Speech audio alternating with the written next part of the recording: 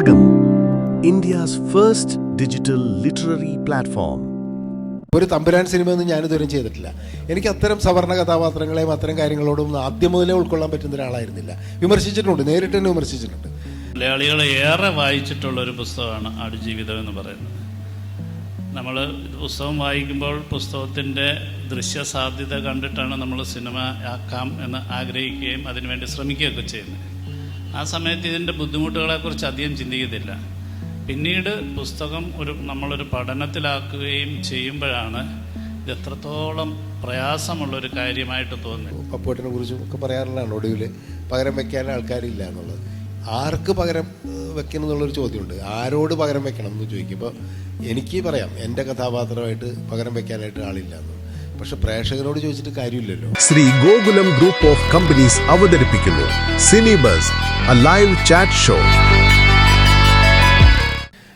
അതൊക്കെ അങ്ങനെ അതിൽ ഞാൻ സമകാലികമായ ഒരു കാര്യം കൂടി വ്യംഗ്യമായിട്ട് സൂചിപ്പിക്കുകയാണെങ്കിൽ, സിനിമ മേക്കിങ്ങിൽ ഒരു ഡിസിപ്ലിൻ ആവശ്യമാണോ? അല്ല, മേക്കിങ്ങിൽ തീർച്ചയായിട്ടും എക്സിക്യൂട്ട് ചെയ്യുന്ന കാര്യത്തിൽ ഡിസിപ്ലിൻ വേണമെന്ന് തന്നെയാണ് ഞാൻ വിശ്വസിക്കുന്നത്. അത് തീർച്ചയായിട്ടും ബ്ലെസ്സിക്ക് അഭിപ്രായം തന്നെ ആയിരിക്കും എനിക്ക് തോന്നുന്നു. കാരണം ഡിസിപ്ലിൻ ഇല്ലെങ്കിൽ നമ്മളൊരു ഷൂട്ടിംഗ് ലൊക്കേഷനിലേക്ക് ചെന്ന് കഴിഞ്ഞിട്ടുണ്ടെങ്കിൽ നമ്മുടെ സ്വന്തം ക്രിയേഷൻ എന്ന് മാത്രം പറയാൻ പറ്റില്ലല്ലോ. കാരണം ഒരുപാട് പേരുടെ കോൺട്രിബ്യൂഷൻ നമ്മൾ വാങ്ങിക്കുകയാണ്. ഇപ്പോൾ ഫോട്ടോഗ്രാഫറുടെ തുടങ്ങിയിട്ട് ആക്ടറെ തുടങ്ങിയിട്ട് നമ്മൾ ഒരു ലൈറ്റ് ബോയുടെ അടക്കം നമ്മൾ അവരുടെ കോൺട്രിബ്യൂഷൻസ് വാങ്ങിക്കുകയല്ലേ.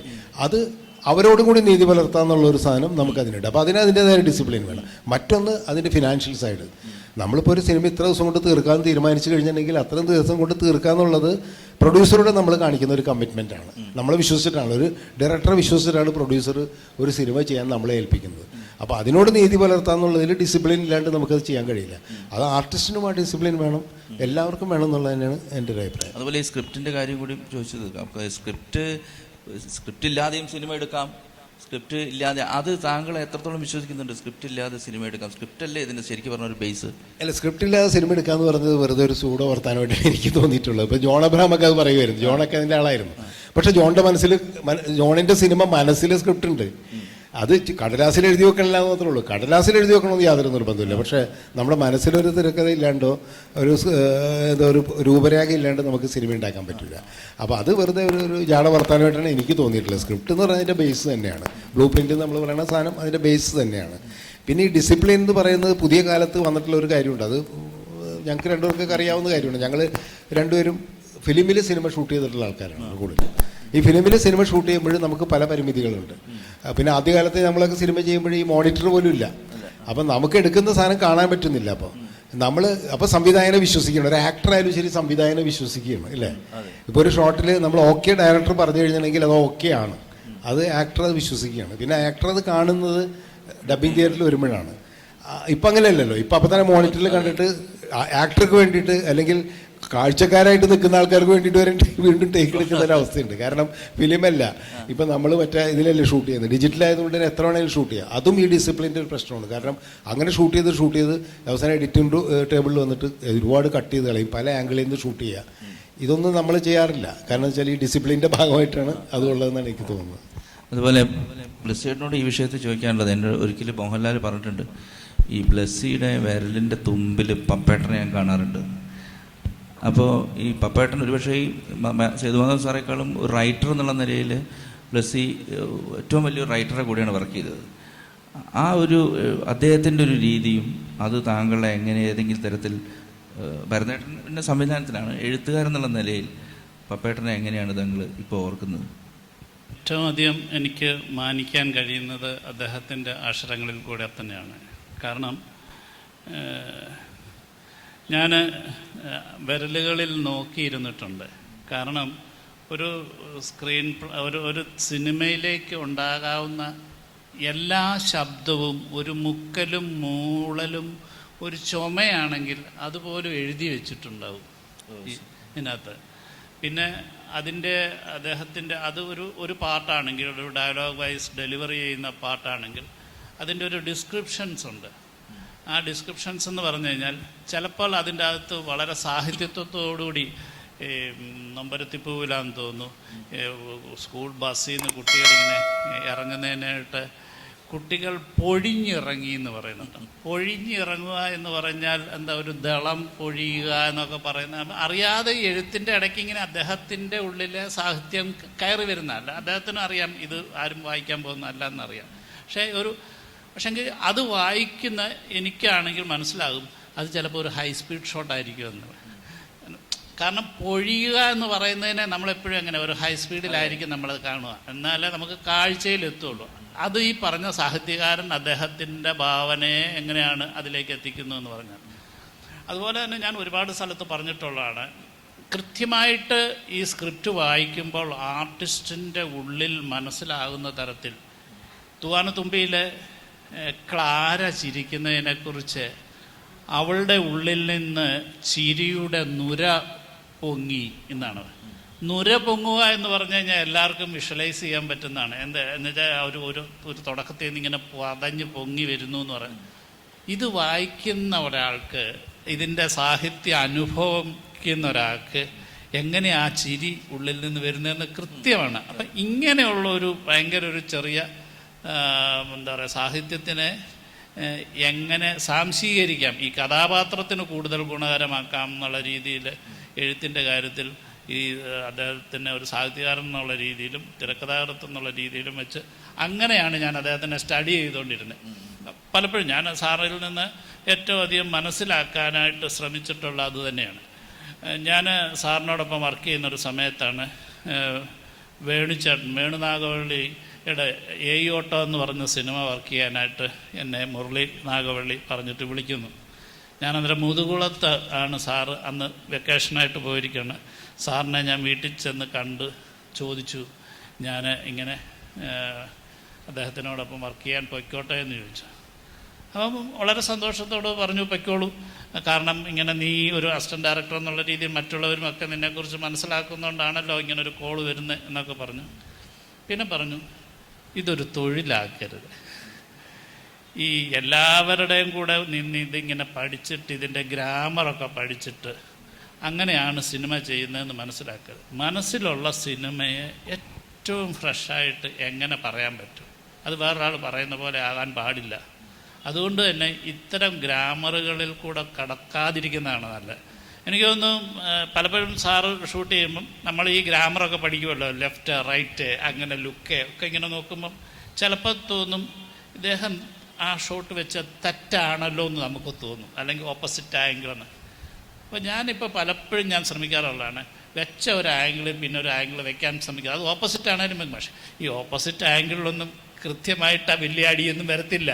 പക്ഷെ ഇങ്ങനെ പറയുന്നത്, അതായത് ഏത് മൂലയ്ക്ക് മുക്കിന് നിന്നിട്ടാണ് നമുക്ക് ഈ കഥയൊന്ന് ഏറ്റവും വ്യത്യസ്തമായി പറയുക, ആ രീതിയിലാണ് അവർ ഒരു സിനിമയെ ഒരു സാങ്കേതികമായ ഒരു ടൂളായിട്ട് അങ്ങനെ ഉപയോഗിക്കുന്നതായിട്ട് എനിക്ക് തോന്നിയിട്ടില്ല.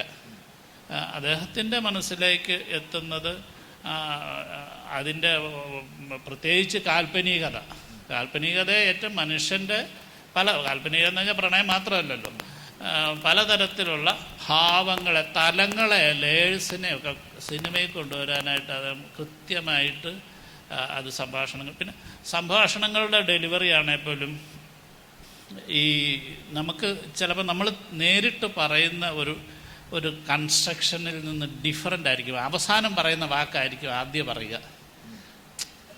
ഇപ്പം ഇത് കേൾക്കുമ്പോൾ അറിയാതെ തലയ്ക്ക് ഉടക്കും. നീ എവിടെ പോവാന്നാണ് ചോദിക്കുന്നതെങ്കിൽ എവിടെയാണ് നീ പോകുന്നത് എന്ന് ചോദിക്കുമ്പോൾ തിരിച്ച് ഇങ്ങനെയുള്ള ഒരു ഇത് കൃത്യമായി നമ്മൾ പഠിക്കുമ്പോൾ മനസ്സിലാകുന്നതാണ്. അപ്പം അതുകൊണ്ട് തന്നെ എം ടി സാർ അങ്ങനെ ഒരു സ്ഥലത്ത് ഉദ്ദേശിച്ചത് തന്നെയാണോ ഇല്ല, അതായത് വടക്കൻ വീരാതയിൽ രണ്ടുപേരും ജയിക്കാറില്ലല്ലോ ഒരംഗത്തിൽ നിന്നാണ്, തിരിച്ചല്ല ചോദിക്കുന്നത്, അതല്ലേ ആ അത്തരത്തില്. അപ്പം അതുകൊണ്ട് തന്നെ എനിക്കിപ്പോഴും ഇപ്പം നൊമ്പരത്തിപ്പൂവിലൊക്കെ റൂർക്കാർലയിൽ നിന്ന് കൊച്ചി വരെ ഞാൻ ഒറ്റ സ്ട്രെച്ചിനാണ് വണ്ടി ഓടിച്ചതെന്ന് പറഞ്ഞുകൊണ്ട് ലാലു അലക്സ് പറയുമ്പോൾ, ലാലു അലക്സ് ഭയങ്കര വണ്ടി എപ്പോഴും തൂത്തും തുടച്ചും മെനക്കെട്ട് ഇങ്ങനെ വണ്ടിയോടൊരു ഭ്രാന്തുള്ള മനുഷ്യൻ, റൈഡിനോട് ഭ്രാന്തുള്ളൊരു മനുഷ്യൻ. എന്തിനാ അത് കാണിക്കുന്നത്? ആ ഭ്രാന്ത് തന്നെയാണ്. ആ ഭ്രാന്ത് കൊണ്ടല്ല, ഭാര്യയെ കൊണ്ട് കോളേജിൽ കൊണ്ട് വിട്ടിട്ട് മക്കളുമായിട്ട് പോകുമ്പോഴാണ് ഒരു ആക്സിഡൻ്റ് ഉണ്ടായി കുട്ടികൾ മരിക്കുന്നത്.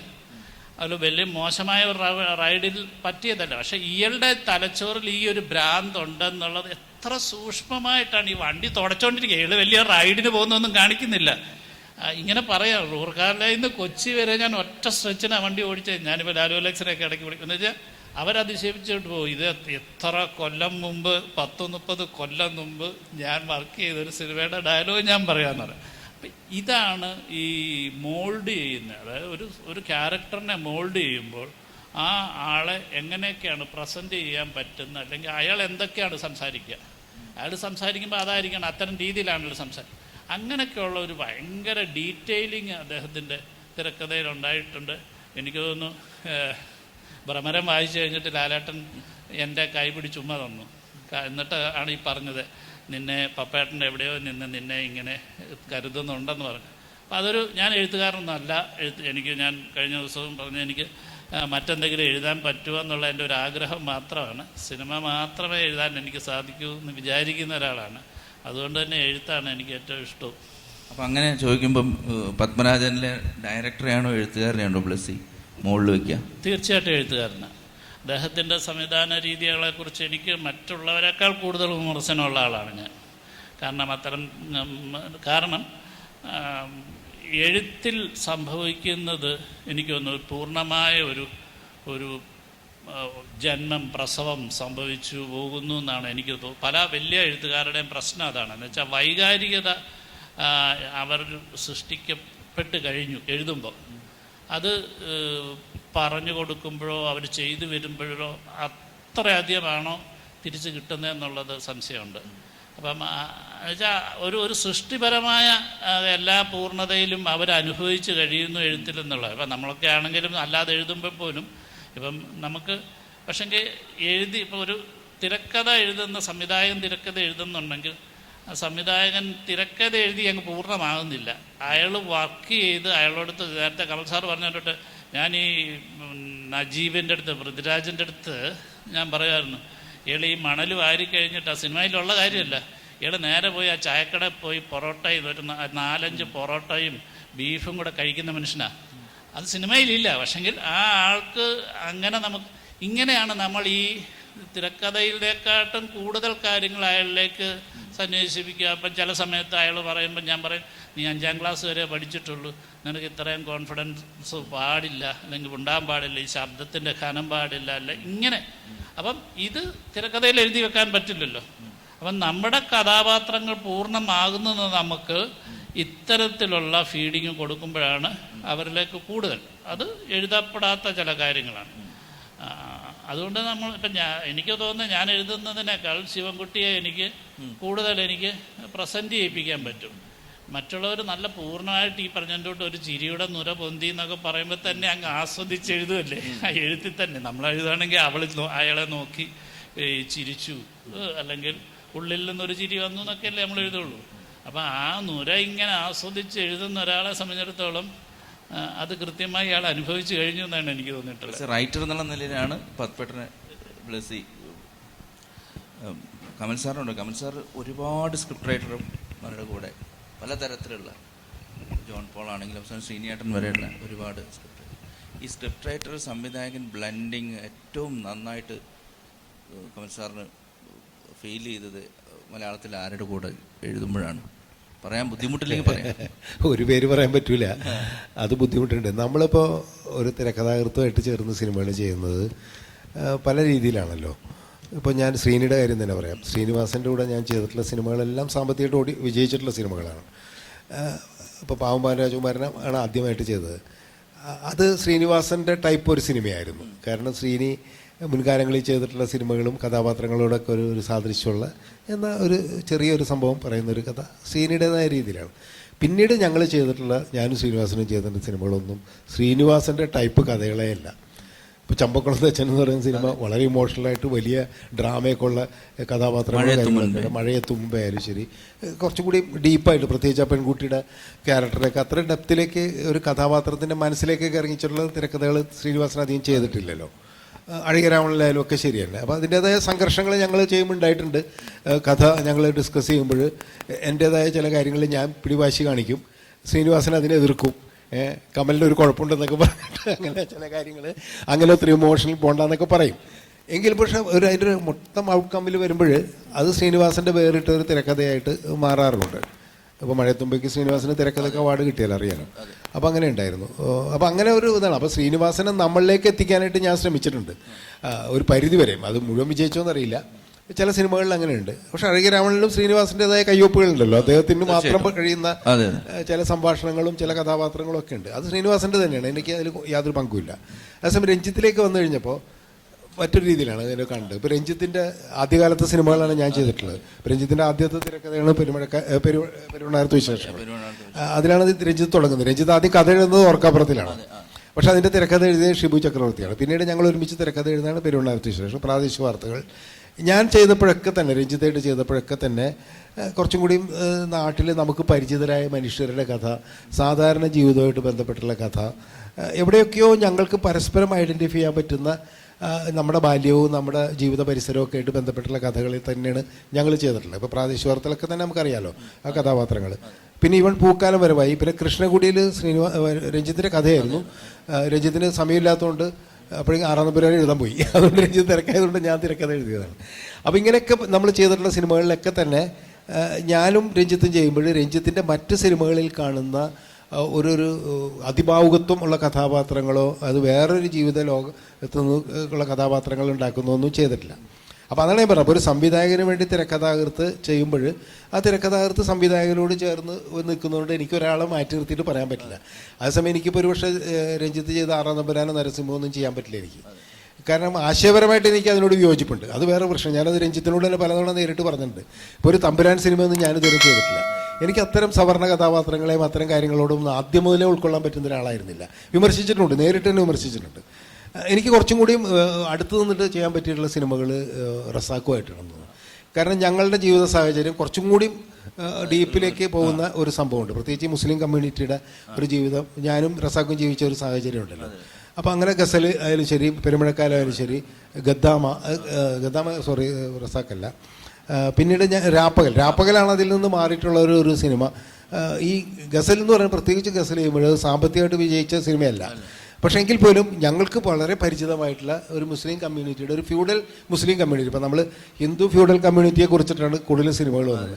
ഇതേപോലെ തന്നെ ഒരു ഫ്യൂഡൽ കമ്മ്യൂണിറ്റി മുസ്ലിം സമുദായത്തിൻ്റെ ഇടയിലുണ്ട്. ഇപ്പോൾ എൻ്റെ കുട്ടിക്കാലം അതായിരുന്നു.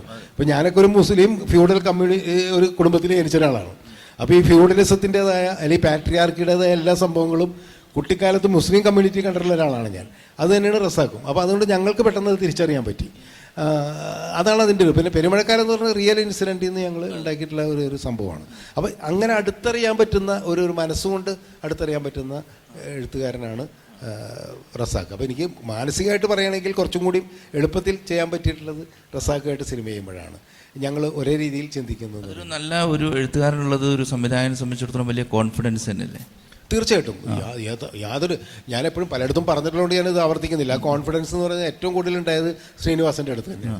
ഇപ്പോൾ ചമ്പക്കുളം തച്ചൻ എന്ന് പറയുന്ന സിനിമ ഞങ്ങൾ കഥ ഡിസ്കസ് ചെയ്ത് ഒരു 1 ലൈൻ, ശ്രീനിവാസൻ്റെ രീതി അറിയാലോ, ഒരു 1 ലൈൻ ഉണ്ടാക്കും. ഞങ്ങൾ ഒരുമിച്ചിരുന്ന് ഒരു 1 ലൈൻ ഉണ്ടാക്കി.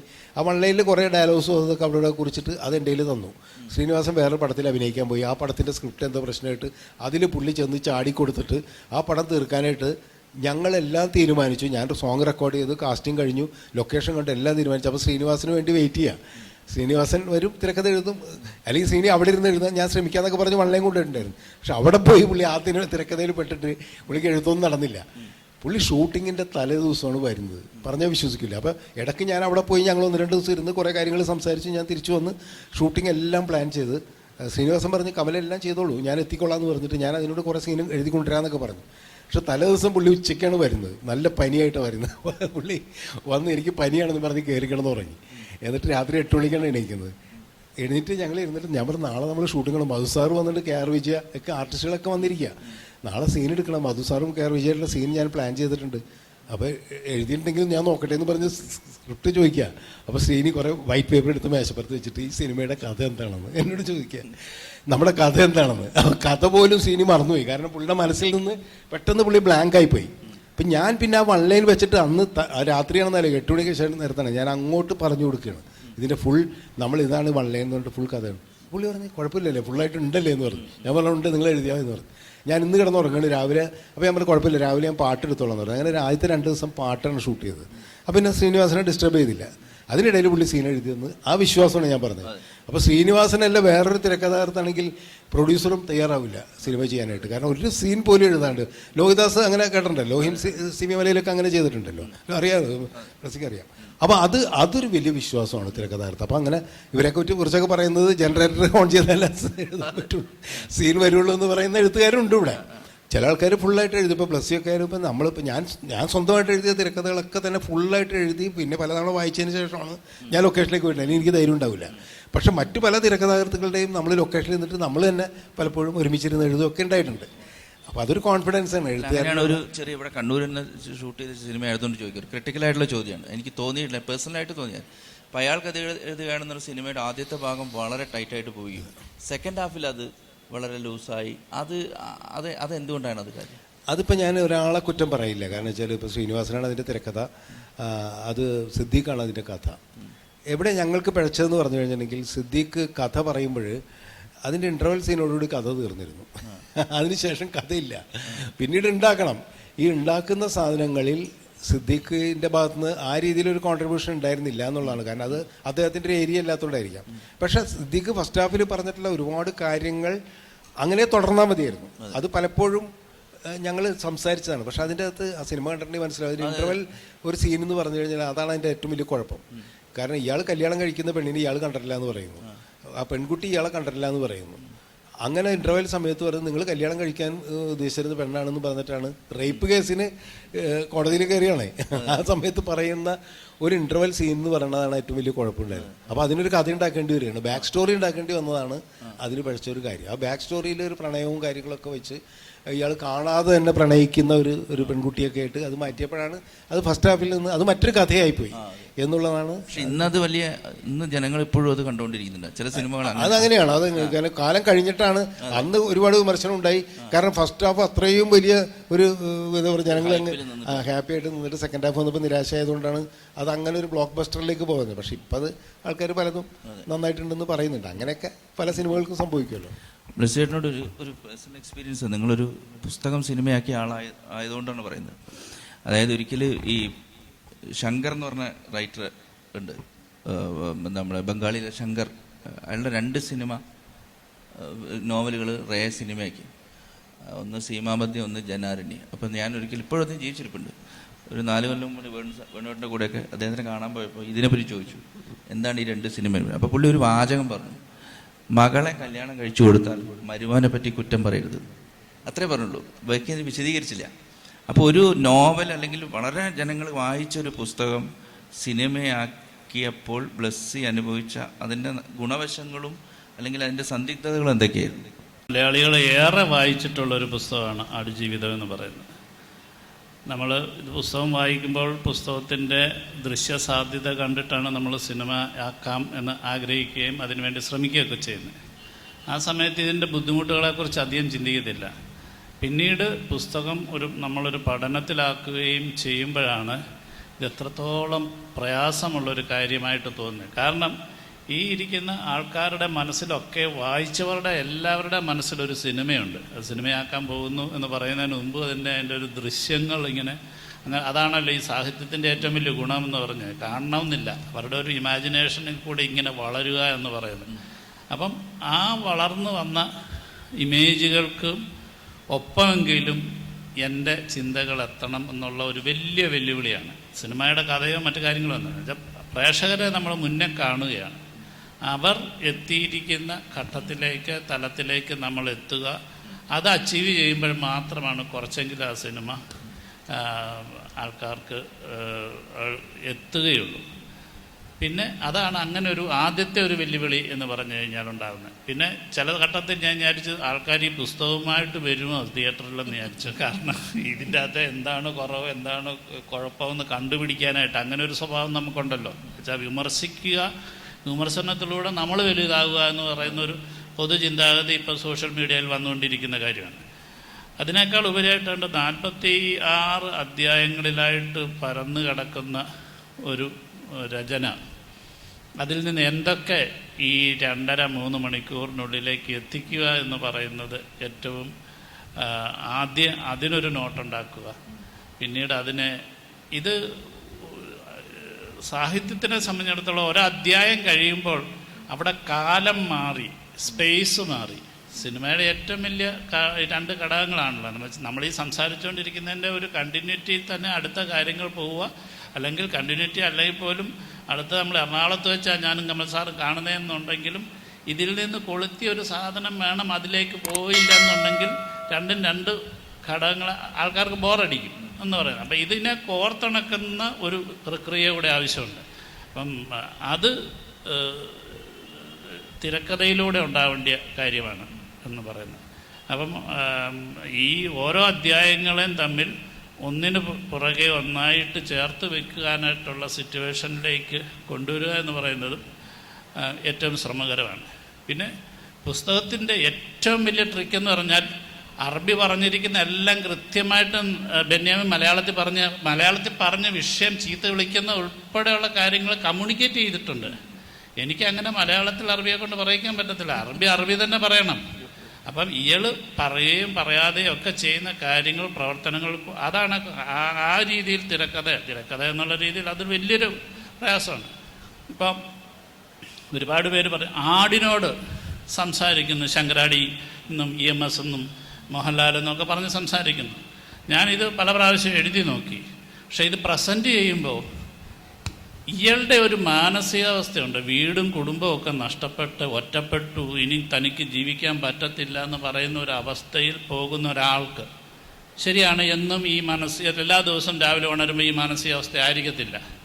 പക്ഷേ കണ്ടുകൊണ്ടിരിക്കുമ്പോൾ അങ്ങനെ വളരെ വ്യഥയോടുകൂടി പ്രയാസത്തോടുകൂടി ഇരിക്കുന്ന ഒരു മനുഷ്യൻ പിറ്റേ ദിവസം വളരെ ജോവിയലായിട്ട് വളരെ ലൈറ്ററായിട്ട് അതിനെ പൊരുത്തപ്പെട്ടു ഇതെന്ന് പറയുമ്പം ഈ കാണുന്ന പ്രേക്ഷകനെ സംബന്ധിച്ചിടത്തോളം അവൻ്റെ മനസ്സിൽ നിന്ന് ഈ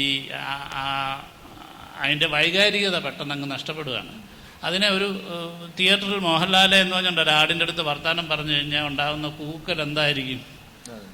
അപ്പം പക്ഷെ ഇതിന് പകരമാണ്, ഇതിനൊരു സബ്സ്റ്റിറ്റ്യൂട്ടായിട്ടാണ് ആടുകളുടെ ഞാൻ എൻ്റെ ഒരു ആത്മബോധത്തിൻ്റെ ഏറ്റവും വലിയ കാര്യമായിട്ട് ഞാൻ ചിന്തിച്ചിട്ടുള്ളത്, ഭൂമിയുടെ മുകളിൽ നിന്നൊരാൾ നോക്കിയാൽ നമ്മളും ഇവിടെ ഇഴഞ്ഞു നടക്കുന്ന ജന്തുക്കളും മൃഗങ്ങളും എല്ലാം ഒന്നായിട്ടാണ് ഞാൻ കാണുന്നത്.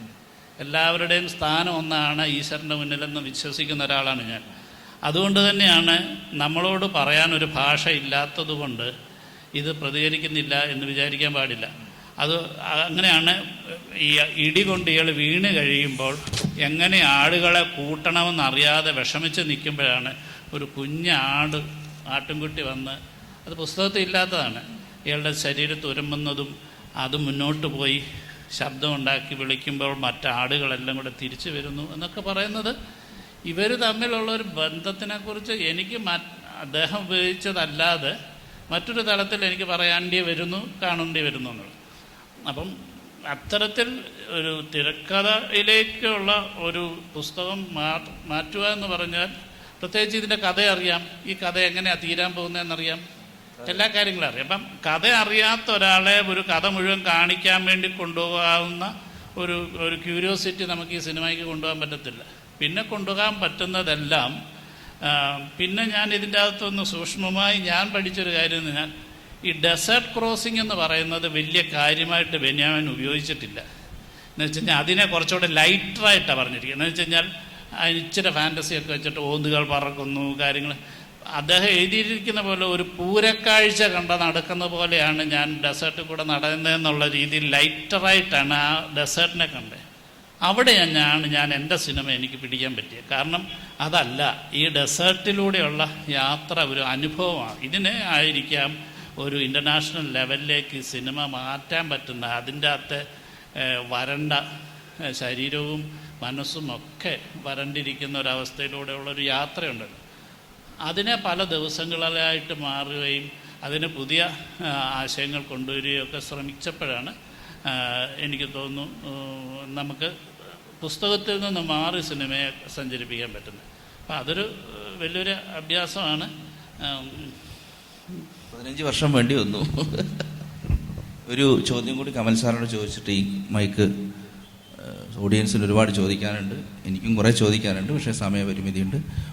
ഞാൻ ഈ ചോദ്യം പ്രിയദർശനോടും സത്യനന്ദിക്കാടിനോടും എല്ലാവരോടും ചോദിച്ചതാണ്. കാര്യം നിങ്ങളെല്ലാം ഒരേ കാലത്ത് അങ്ങനെ സിനിമ ചെയ്തു. നിങ്ങളുടെ ഒരുപാട് ആക്ടേഴ്സ് പോയി, നിങ്ങളുടേതായ ആക്ടേഴ്സ്, വാമുക്കോയ, ശങ്കരാടി, ഇന്നസെൻ്റ്, അങ്ങനെ ഒരു പിന്നെ എല്ലാവരും പോയിട്ട് നിൽക്കുമ്പോൾ കമൽ എന്നൊരു ഡയറക്ടർക്ക് ഒരു ഐസൊലേഷൻ തോന്നുന്നുണ്ടോ? അല്ല, നമ്മൾ ഇവരുമായിട്ടുള്ളൊരു ആത്മബന്ധം വളരെ ശക്തമായിരുന്നു. എല്ലാ സിനിമകളിലും ഇവരൊക്കെ തന്നെ കഥാപാത്രങ്ങളായിട്ടൊക്കെ ഉണ്ടായിട്ടുണ്ട്. പക്ഷെ നമ്മൾ അതിൻ്റെ ഒരു യാഥാർത്ഥ്യത്തോടുകൂടി അതിനെ സമീപിക്കുക എന്നുള്ളതാണ് ഞാൻ കാണുന്നത്. ചിലപ്പോഴെങ്കിലും ഇവരുടെയൊക്കെ നഷ്ടം, ഇപ്പോൾ നമ്മൾ ശങ്കരാടിയെക്കുറിച്ചൊക്കെ പപ്പുവേട്ടനെ കുറിച്ചും ഒക്കെ പറയാറുള്ളതാണ്, ഒടുവിൽ പകരം വയ്ക്കാൻ ആൾക്കാരില്ല എന്നുള്ളത്. ആർക്ക് പകരം വെക്കണം എന്നുള്ളൊരു ചോദ്യമുണ്ട്. ആരോട് പകരം വെക്കണം എന്ന് ചോദിക്കും. ഇപ്പോൾ എനിക്ക് പറയാം എൻ്റെ കഥാപാത്രമായിട്ട് പകരം വയ്ക്കാനായിട്ട് ആളില്ല എന്നുള്ളത്. പക്ഷെ പ്രേക്ഷകനോട് ചോദിച്ചിട്ട് കാര്യമില്ലല്ലോ. കാരണം പുതിയ കാലത്തെ ഒരു കഥയിൽ പകരം വെക്കേണ്ടതില്ലല്ലോ എന്നുള്ള ചിന്തയുണ്ടല്ലോ. ഇപ്പം എൻ്റെ അല്ലെങ്കിൽ ഞാനും ബ്ലസ് യു അല്ലെങ്കിൽ ഞങ്ങളുടെയൊക്കെ ഒരു ജീവിത പരിസരത്ത് നമ്മൾ കണ്ടിട്ടുള്ള മനുഷ്യർ, അന്നത്തെ നാട്ടിൻപുറത്തെ ചായക്കാടക്കാരൻ ആയിരിക്കും ചിലപ്പോൾ ഒടുവിലുണ്ണികൃഷ്ണൻ. അപ്പോൾ അതിന് പകരം വെക്കാൻ ആളില്ല എന്ന് തോന്നും. പക്ഷെ ഇപ്പോഴത്തെ ഒരു ചെറുപ്പക്കാരൻ കാണുന്ന ചായക്കടക്കാരൻ വേറെ ആയിരിക്കും. അവൻ മൊബൈൽ ഫോൺ ഉപയോഗിക്കുന്ന ചായക്കടക്കാരനായിരിക്കും. അപ്പോൾ അയാളുടെ ഒരു ജീവിത രീതികൾ വേറെ ആയിരിക്കും. അപ്പോൾ അവൻ്റെ പരിസരത്തു നിന്നൊരു കഥാപാത്രത്തെ ഒരു ആക്ടറെ കണ്ടെത്തി കഴിഞ്ഞിട്ടുണ്ടെങ്കിൽ പകരം വെക്കണം എന്നുള്ള ചോദ്യത്തിന് പ്രസക്തിയില്ല. ഞാനതിനെ അങ്ങനെയാണ് കാണുന്നത്. പക്ഷെ വ്യക്തിപരമായിട്ട് ഇവരുടെയൊക്കെ നഷ്ടം എന്ന് പറയുന്നത് വലിയ നഷ്ടമാണ്. ഇന്നസെൻ്റ് ആയാലും ശരി, മാമുക്ക, എല്ലാവരും നമുക്ക് വേർവിട്ട് പോയി എന്നുള്ള വലിയ നഷ്ടം തന്നെയാണ്. പക്ഷെ ഞാനതിനെ അങ്ങനെയാണ് കാണുന്നത്. കാരണം ആ കാലഘട്ടത്തിൽ നമുക്ക് സിനിമ ചെയ്യാൻ പറ്റി, ഇവരെയൊക്കെ ഉപയോഗിച്ചിട്ട് അത്തരം കഥകൾ ചെയ്യാൻ പറ്റി എന്നുള്ളത് തന്നെയാണ്. ഇപ്പം മമ്മൂട്ടിയുടെയും മോഹൻലാലിൻ്റെയൊക്കെ തന്നെ അങ്ങനെ തന്നെയാണ്. അവരുടെ ഒരു ഏറ്റവും നല്ല കാലം എന്ന് ഞാൻ വിശ്വസിക്കുന്നത് അത് വേറെ അർത്ഥത്തിലല്ല. കാരണം അന്ന് അവർ സൂപ്പർ താരങ്ങളായിരുന്നില്ല. ഇപ്പൊ സൂപ്പറും അല്ലല്ലോ, അതിനെല്ലാം അപ്പുറത്ത് കഴിഞ്ഞില്ല. നമുക്ക് അവരൊരു സാധാരണക്കാരൻ്റെ കുപ്പായിട്ട് കൊണ്ടുവരാൻ വലിയ പാടാണ്. സാധാരണക്കാരൻ്റെ കുപ്പായിട്ട് വരുമ്പോഴും അവൻ ജനങ്ങൾ ആഗ്രഹിക്കുന്നത് വേറെ രീതിയിൽ സ്ക്രീനിൽ കാണിച്ചു കൊടുത്തില്ലെങ്കിൽ നമുക്ക് കഥാപാത്രമാക്കാൻ പറ്റില്ല അയാളെ. ആ പരിമിതി ഇപ്പോൾ ഉണ്ട്. ശരിക്കും പറഞ്ഞെങ്കിൽ അവർക്കൊക്കെ ഉണ്ട്, ഈ വലിയ താരങ്ങൾക്കൊക്കെ ഉണ്ട്. പക്ഷെ അതില്ലാത്ത ആൾക്കാരുടെ കാലഘട്ടത്തിൽ ഇവരെയൊക്കെ വെച്ച് സിനിമ ചെയ്യാൻ പറ്റിയെന്നുള്ളതാണ് ഞാൻ അതിനെ കാണുന്ന ഒരു നേട്ടമായിട്ട് കാണുന്നത്. അത് അതൊരു കാലത്തിൻ്റെയാണ്. ഇപ്പം നമ്മൾ ആ സിനിമകളൊക്കെ ഇപ്പം എങ്ങനെയാണ് ജനങ്ങൾ ഓർക്കുന്നത്? ഇപ്പോൾ യൂട്യൂബിലൊക്കെ ആ സിനിമകൾ കാണുമ്പോൾ അവരിപ്പം നമ്മളെ വിളിച്ചിട്ട്, ഞാൻ അന്ന് ജനിച്ചിട്ടില്ല, അല്ലെങ്കിൽ ഞാൻ കുട്ടിക്കാലത്ത് ഞാൻ കണ്ട ഓർമ്മയില്ല, പക്ഷേ തിയേറ്ററിൽ കാണാൻ പറ്റിയില്ല, ഇപ്പോൾ പക്ഷേ യൂട്യൂബിൽ കണ്ടു അല്ലെങ്കിൽ മറ്റേതിൽ കണ്ടു എന്നൊക്കെ പറഞ്ഞിട്ട് വിളിക്കുമ്പോൾ അവർ ആ കാലത്തിലേക്ക് ചെന്നിട്ടാണ് ആ സിനിമ കാണുന്നത്. അല്ലാണ്ട് ഇപ്പോഴത്തെ കാലത്ത് നിന്നുകൊണ്ടല്ലല്ലോ അവർ ആ സിനിമ കാണുന്നത്. അപ്പോൾ ഇവരുടെ നഷ്ടം തന്നെയാണ്. പക്ഷെ അത് നമ്മൾ പുതിയ കാലത്തിലെ കുട്ടികളോട് പറഞ്ഞിട്ട് കാര്യമില്ല. ആ നഷ്ടം അവരെ ബാധിക്കുന്നില്ല എന്നുള്ളതാണ് എനിക്കതിനോട് പറയാനുള്ളത്. ഒരുപാട് ചോദ്യങ്ങൾ നമുക്ക് എല്ലാവർക്കും ഇവരോട് ഇന്ന് മുഴുവൻ ചോദിച്ചാലും തീരാത്ത ചോദ്യങ്ങളുണ്ട്. പക്ഷേ സമയം ഒരു വലിയ ഘടകമാണ്. അപ്പോൾ ഇത്രയും എന്താ പറയുക, ഈ നമ്മുടെ കാലത്തെ 2 പ്രതിഭകളെ കാണാനും കേൾക്കാനും വന്ന എല്ലാവർക്കും വളരെ സന്തോഷം. നന്ദി.